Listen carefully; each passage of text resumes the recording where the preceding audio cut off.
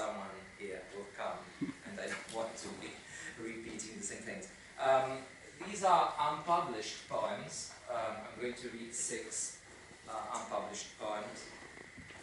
In Italian, there are no translations, so those of you who have no Italian, please bear with me, but I will introduce briefly each of them. The first one is about reading poetry. It's entitled Leggere, and I wrote it, I dedicated to a friend of mine who went to Gualtieri's classes on reading. We know she's in London next week. And this very, very famous, well-established poet in Italy is also a well-established performer, and she completely changed my friend's life. And my friend told me, "Oh, I've never learned how to read. You don't know how to read." Yeah. So I responded with this poem about reading. Leggere poesia, qualcuno ha la pretesa di saperlo fare e che il suo sia il modo giusto. Ma una poesia non c'è modo sbagliato di leggerla, se è poesia. Ognuno dice bene se anche balbetta, se anche stenta e non capisce il metro. La poesia resta perfetta perché la voce è un vetro e se confonde sé, comunque non nasconde quel che ha dietro. Una volta pregai mia madre di dettarmi qualche verso del Cantico dei Cantici. Ancora mi rimprovera per questo. Non capiva il latino, si fermava, ripeteva, si interrompeva, rideva di quel niente che forse per qualcuno aveva un senso. Lesse splendidamente. 2. This one is about painting, and it describes something I went through when a few months ago I was trying to paint 2 trees and the moon. I'd been thinking about this painting for a while, but whatever I produced was not up to my imagination or expectation. And this triggered a whole process of deletion, which then produced poetry about deletion. And there are 3 poems that I will be reading. The first one about the difficulty of painting this painting, this particular picture, which does not exist anymore. Dipingere. Dipingere 2 alberi e la luna non è per niente facile, un po' come parlare, certe volte, perché non si dipingono semplicemente 2 alberi e la luna, ma la notte. E la notte è scura, vale a dire che è tutto il contrario della pittura, il che fa sì che, come non sempre le parole stanno laddove sta il significato, dipingere 2 alberi e la luna significa volere non il buio, ma quello che fa il sole.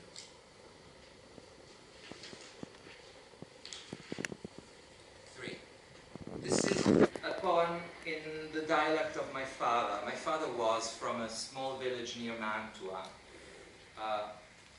I've never, felt any pride for this place. I've always kind of emphasized my southern side because I was born in the south of Italy, in a small village where my mom herself was from.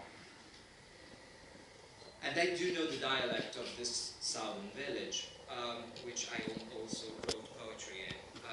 My father's dialect is comprehensible to me, but I never really wrote anything in that dialect, which sounds really weird. I don't know how to actually pronounce it. But a very dear friend of mine, who's from a very near village to that one where my father was born, a few months ago told me, "Oh, come on, you've got to write something in the dialect of your father." So I did try, and of course what did I do? I just collected from my memory recurring phrases that my dad was saying when he was still around. It's, of course, entitled The Words, Li Paroli. paroli de mi pader erano li paroli della guerra.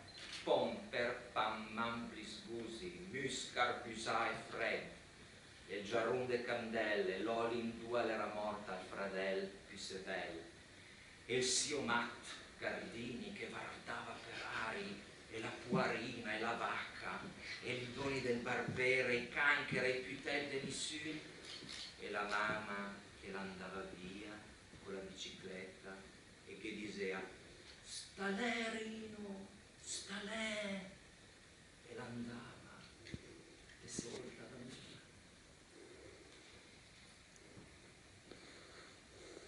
Great. This poem is about things written which I used to keep, and I probably still keep, but never go back to them again, ever again. These were fetishes I kept, but for some reason they stopped meaning as much as I thought they should. Le cose scritte. Ma poi le cose scritte che ho messo da parte, per esempio il biglietto di mia madre che mi dice sto uscendo, non preoccuparti, ho le chiavi, o l'ultima firma della mano paterna che non riesce più e continua a provare la penna di nascosto, o le lettere dei poeti che consideravo importanti e tante altre parole che dovevano farmi compagnia un giorno, adesso magari, io non le trovo, neanche più le cerco. This poem is about translation. This is an experience I went through a few months ago. I was at a very nice center in the United States for artists and poets and writers, and I was there with the translator of one of my novels, which will appear this year in the US. And they met a very good Chinese poet who was there with his own translator. He gave me his book of Chinese poetry with French translations.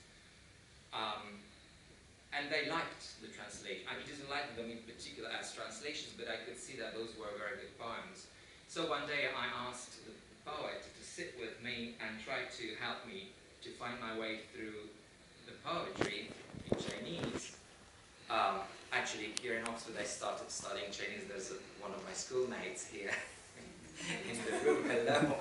And I could actually recognize a couple of characters, just a few, very few characters.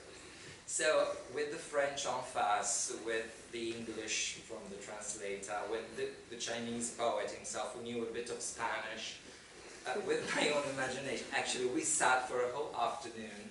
It was absolutely marvelous, and we translated a very good poem, and then I wrote a poem on myself translating that poem.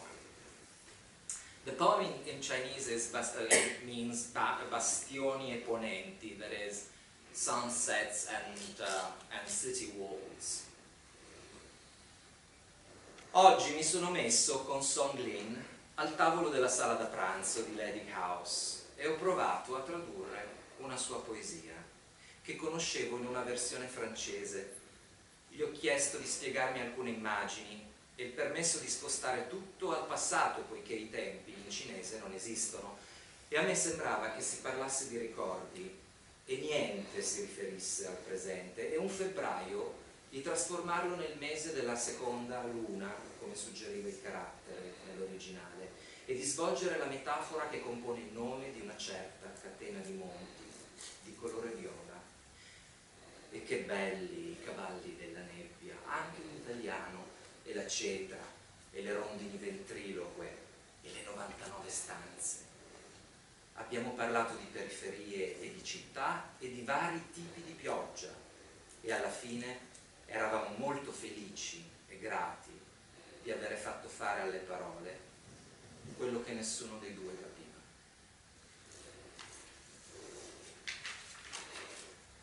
The last one, 6, The Man, or Mankind. This is a very playful poem about translating again. It's in rhyming couplets, and it basically asks, do animals have translation? Ma gli animali fanno traduzione o a loro è risparmiata la fatica? Se una cicala incontra una formica, si intendono? L'antilope e il leone? Dovesse capitare al polo l'oca, saprebbe dialogare con la foca? E l'orso bianco interpreta il pinguino? E l'orca studia i suoni del delfino? Comunica la lince col bisonte? E la giraffa col rinoceronte? E il moscerino suona strano al grillo? E la zanzara tigre al coccodrillo? E il bue capisce l'asinello, il topo, il gatto, e tutti come Esopo ci racconta, o George Orwell nella storia, che dava ai porci e ai cani la vittoria? E il passero conosce il gallinese? Nell'arca di Noè si parla inglese? Ma no, ciascuno ha la sua lingua e basta. E questa basta dire un mondo al mondo, e il mondo le risponde chiaro e tondo.